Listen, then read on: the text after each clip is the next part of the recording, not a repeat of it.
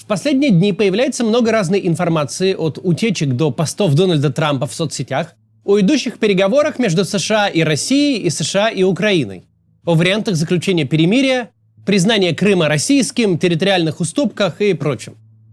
Тем временем война идет как обычно. Линия фронта стоит, солдаты продолжают гибнуть. Ночью вот Россия нанесла ракетный удар по Киеву, попала в дом.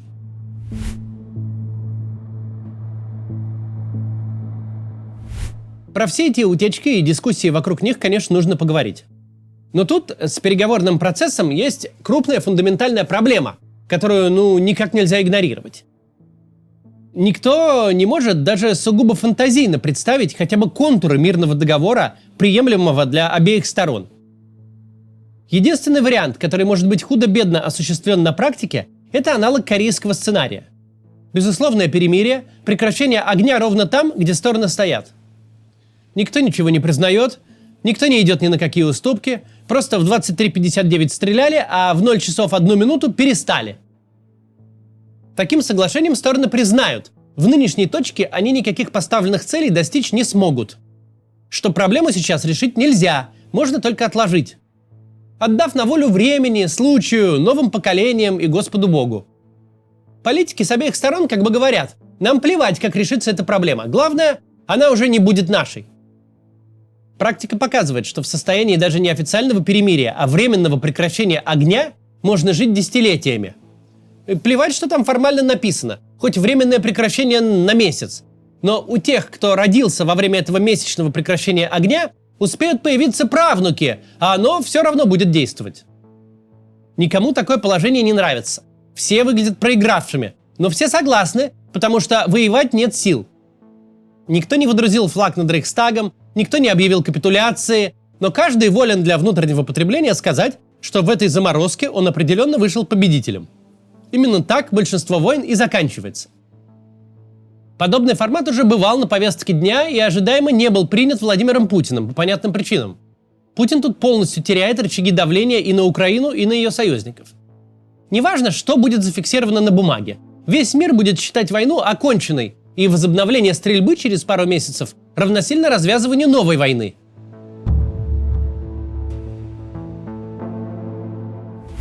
Стрельба для Путина сейчас – главный дипломатический товар. Пока на фронте стреляют, с Путиным разговаривают. Вокруг него хороводы водят, в глаза заглядывают.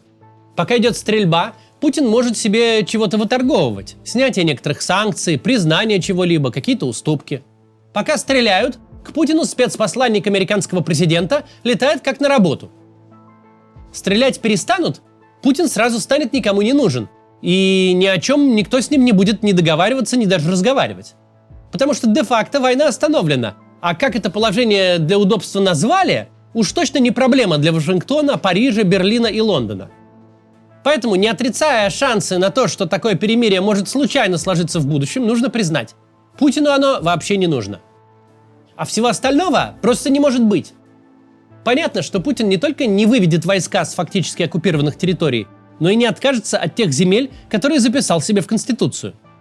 Даже если оставить за скобками, что война для Путина – это самоценный процесс, даже если представить, что ему нужен какой-то результат, остановка войны в ситуации, где спустя 3 с лишним года минимум 200 тысяч трупов и сотни миллиардов слитых долларов он не добился полного контроля ни над одним регионом соседней страны, остановка войны в таких условиях явно не то, на что Путин пойдет.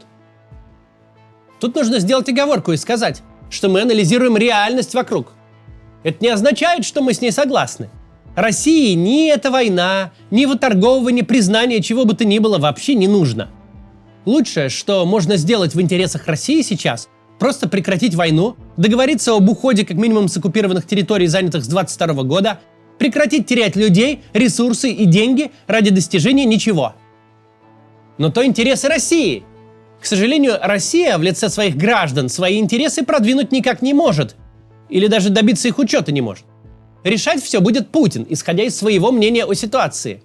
И если мы хотим понимать реальность, исходить нам нужно ровно из этого. Дальше. Понятно, что Украина при Зеленском или без, при ком угодно, хоть Януковича верни на Банковую, не сдаст Путину ни Запорожье, ни Херсон, ни подконтрольные части Донецкой и Луганской области. Этого не будет, потому что не будет. Потому что глава любого государства на планете, который так поступит в самом идеальном для себя раскладе, разделит судьбу французского генерала Филиппа Петена, возглавившего коллаборационистский режим Виши. Просто сдать 2 областных центра с гражданами оккупантам – это измена. И со времен возникновения национальных государств другого слова для описания таких поступков не изобрели. Причем не просто сдать, но еще и заведомо понимая, что военным путем у противника нет даже и близко шанса ничего подобного захватить. Из 2 разобранных позиций никакое среднее арифметическое не собрать. Чтобы Украина могла согласиться даже на половину требований Путина, ситуация на фронте должна быть радикально иной. Как минимум в осаде должен оказаться Киев. На кону должна стоять полноценная военная капитуляция, чем не пахнет даже в теории. С обратной стороны то же самое. Это важный момент. Остановимся на нем подробнее после небольшой рекламы. Вы наверняка замечали, что на русском языке много новостей про Германию. Знаете, кто победил там на выборах, как живется перебравшимся туда айтишникам с закрытыми по воскресеньям магазинами. А все потому, что Германия – магнит для русскоязычной иммиграции последние лет 100, начиная с белой иммиграции. Да, многие переехавшие видят ее как страну бюрократии и жалующихся на шум соседей. Но вместе с тем Германия – одна из немногих в мире стран с огромным рынком вакансий, с высокими зарплатами и большим количеством социальных благ. А что самое важное, с дружелюбным отношением к профессиональным мигрантам, не на словах, а на уровне законов. Компания Интермигра уже 25 лет помогает россиянам перебраться в Германию. И здесь я дам слово ее основателю, Владу Пинскому, человеку, который знает все о переезде в Германию. Если вы хотите перебраться в Европу, обязательно послушайте. Приветствую вас, друзья! Я Влад Пинский, CEO и основатель Интермигра и миграционный юрист. Я занимаюсь помощью в переезде в Германию уже более 20 лет. Какую бы вы страну ни выбрали для переезда, ни одна из них не встретит вас красной ковровой дорожкой. Если вы хотите переехать так, чтобы улучшить свой уровень жизни, переезжать нужно продумать. У нас уже есть база. Более чем из 5000 компаний, которые нанимают иностранцев. Есть карьерные коучи, даже специалисты по подбору школ для детей. Но главное, начать готовиться к переезду нужно заранее, без спешки, с пониманием цели. Вам не нужны для этого какие-то особые достижения, огромная зарплата или исключительно айтишная специальность. Вам нужно желание и план. Если вам нравится Германия, вам стоит пообщаться с нами. Мы постоянно разрабатываем новые программы и подходы. Наверняка мы найдем решение и для вас. Жду вас в Берлине. Записывайтесь на бесплатную консультацию Интермигра по ссылке в описании и переезжайте спокойно и с комфортом. Спасибо, что смотрите рекламу, она позволяет каналу оставаться независимым. Продолжаем. Мы говорили об условиях, при которых Украина могла бы в теории согласиться хотя бы на половину условий. На кону должна стоять полноценная военная капитуляция, которая и близко не пахнет. Это тоже важный момент, о котором принято почему-то забывать, и не стоило бы. Просто потому, как фронт движется и как происходят бои, как вообще в целом меняется положение, мы понимаем, ни одна из сторон не находится в ситуации близкой к отчаянию. Обе армии и оба государства могут воевать между собой еще очень долго. С обеих сторон целая куча проблем. С техникой и боеприпасами, с посредственной квалификацией офицерского состава и качеством личного состава в целом. В принципе, если взять те Z-каналы, которые ведут реальные военные и пишут о том, что происходит в армии, и взять каналы украинских военнослужащих, которые тоже пишут о том же, а потом поменять их местами, название и юзерпики, то не скоро кто-то заметит подвох. Это с дивана с обеих сторон все очень отличается, а в реальности у воюющих армий одни и те же проблемы. Но никакие из них не являются фатальными. Садистов, наркоторговцев, алкашей, убийц в российской армии хватает.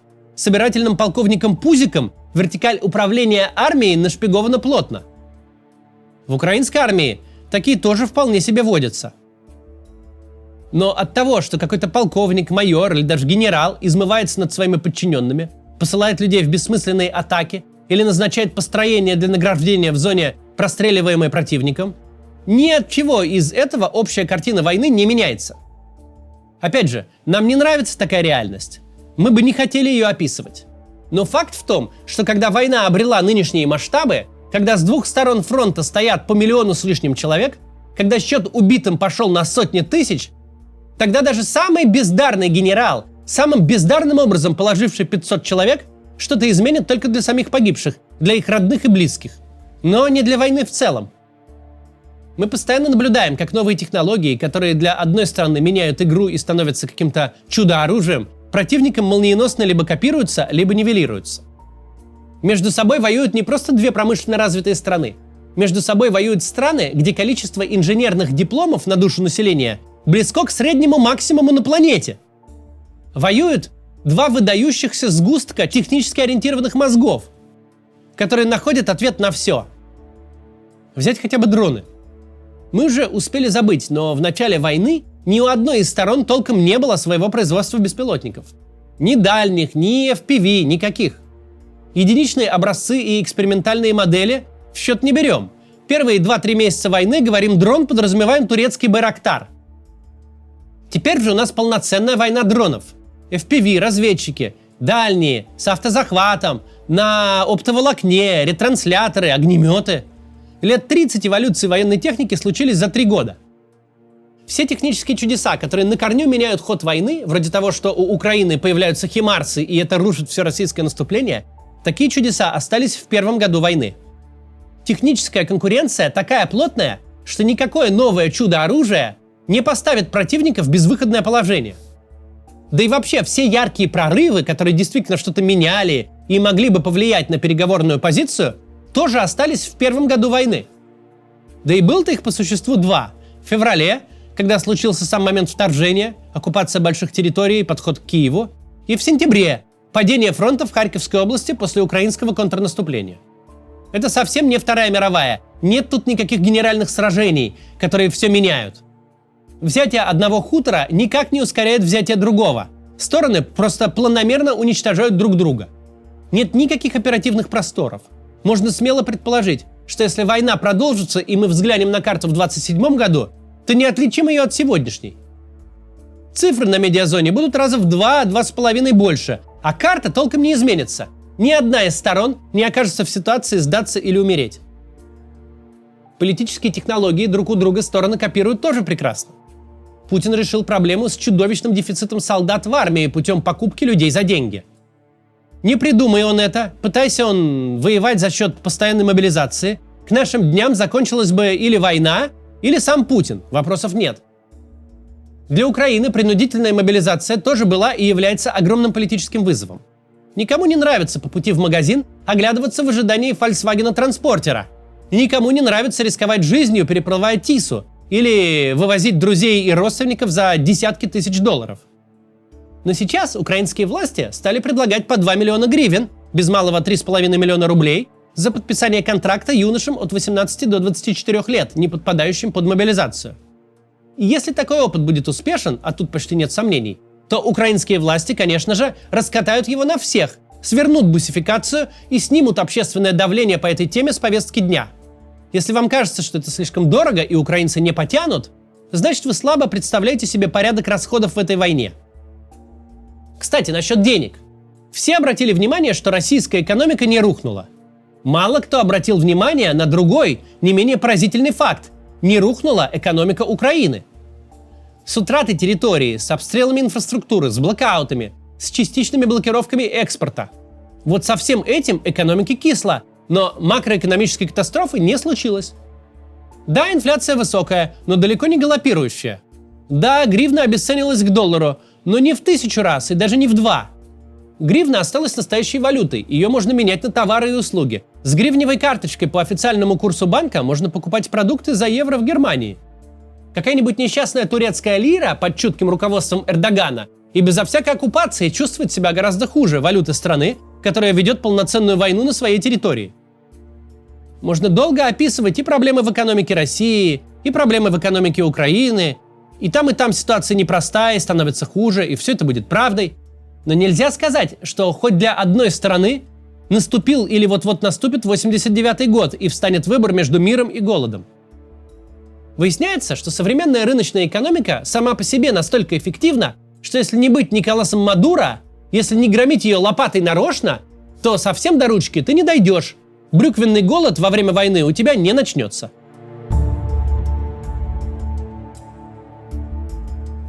В этом очевидная, но неприятная истина. Обе стороны могут позволить себе воевать еще годами. Обе стороны не находятся в ситуации, когда им нужен мир любой ценой.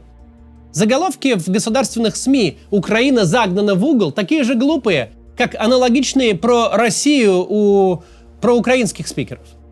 Вы замучаетесь искать таких размеров углы, куда можно было бы загнать этих бульдогов. Если Трамп полностью обрубит помощь Украине, или если резко рухнут цены на нефть и Путин перестанет получать бесплатную валюту, это, конечно, окажет влияние на ход боевых действий. Кто-то будет медленнее отступать или наступать быстрее. Но это точно не окажет влияния на саму возможность продолжать войну. Если ни одна из сторон не находится в ситуации, когда к правительственному кварталу идут танки и нужен мир любой ценой, ситуация может развиваться всего по двум трекам. Потенциальное военное вмешательство третьей большой силы мы не рассматриваем, потому что нет таких сумасшедших похоронить свою армию, привыкшую с талибами воевать, в бессмысленной мясорубке. Первый трек – это условное чудо. Не в том смысле, что невозможное, но такое, которое нельзя предвидеть и на которое невозможно повлиять. Табакеркой ли, инсультом ли, домашним арестом ли, на даче, но власть в России меняется. И плюс-минус любая новая власть в России будет заинтересована в очень больших уступках, только бы все это дело закончить. Точно не Крым, но обо всем остальном с радостью поговорит даже Белоусов. Не из соображений гуманности, а просто потому, что новой власти нужно будет удержаться у руля и душить конкурентов, а не мудохаться с путинским наследством. Любая новая власть будет заинтересована всех сразу порадовать, дать быстрый результат. Это не значит, что условный следующий президент отдаст армии приказ отступать и оставлять захваченные территории просто так, а еще будет извиняться, платить и каяться. Никакой новый президент не капитулирует. С любым при желании можно будет продолжать войну. Но при желании договориться, сделать это будет намного проще. Второй трек самый реалистичный. Так или иначе, не мытьем, так катанием, враньем, манипуляциями, приемчиками, больше характерными для рынка в Лужниках в 96-м, чем для дипломатии, Трампу или не Трампу, кому-то получится так лихо развести стороны, что они перестанут стрелять, сами того не осознав. Возможно, с какими-то более или менее символическими уступками. Возможно, с реальной или мнимой премией для того же Путина, которая сразит его тщеславное нутро. От формального признания Крыма до полной отмены санкций и давления на американские компании с целью, хотя бы номинально, вернуть их на российский рынок. Не знаю, у нас коллективной фантазии редакции не хватает на такие схематозы. Да хоть огромный музей Великой Победы прямо в Вашингтоне, и лично Путин его содержание определит и ленточку перережет. Принцип, в общем, какой-то такой.